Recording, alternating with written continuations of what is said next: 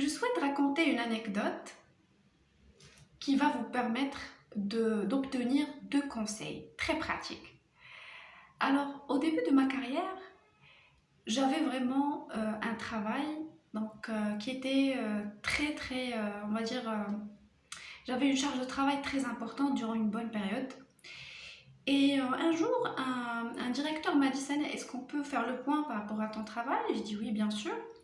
Alors, durant la réunion, il a commencé à me sortir des phrases du type nous avons senti que tu étais très distante de l'équipe. Nous avons eu l'impression que tu es très froide et silencieuse. Tu ne participes pas à plein d'activités. Nous avons remarqué que tu n'es pas vraiment, voilà, que tu es tendue ces derniers temps.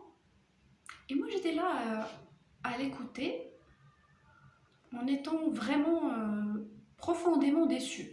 Pourquoi? Parce que moi, je faisais un travail vraiment énorme. Je passais mes journées à m'arracher les cheveux et à flipper pour que le travail soit fait. Je ne bougeais pas de mon ordinateur, de mon poste pour que le travail soit fait. Et en fin de compte, les gens, mon entourage, ils sont dérangés par le fait de me voir vraiment concentrée, dédiée à mon travail. Et j'étais vraiment énervée. Alors, mon réflexe, c'était de partager avec lui des statistiques, des chiffres. Au lieu de parler sentiments et émotions, j'ai plutôt préféré parler chiffres. J'ai partagé mes résultats, j'avais déjà préparé une synthèse et tout de mon travail. Donc, il a compris que j'avais vraiment une charge de travail. C'est ce qui m'empêchait d'être un petit peu avec l'équipe. Et en même temps, je me suis dit, je dois travailler sur moi. Peut-être que moi j'ai la tête dans le guidon. Je ne fais pas attention à ce que les gens perçoivent de moi. Ils interprètent mal ces distances. Donc peut-être que je dois travailler sur moi pour être un peu plus proche de l'équipe. Il n'y a pas de mal. Moi j'ai pris ça de façon vraiment positive. Alors mes 2 conseils à retenir. Premièrement, toujours faites un tableau de bord. Une synthèse de votre travail, vraiment vos efforts doivent être écrits noir sur blanc et tangibles, structurés, palpables.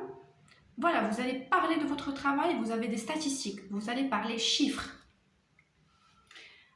Deuxièmement, gérez vos émotions et votre comportement au sein de l'entreprise. C'est vrai, donc vous ne devez pas être à l'écart de l'équipe et avoir la tête dans le guidon.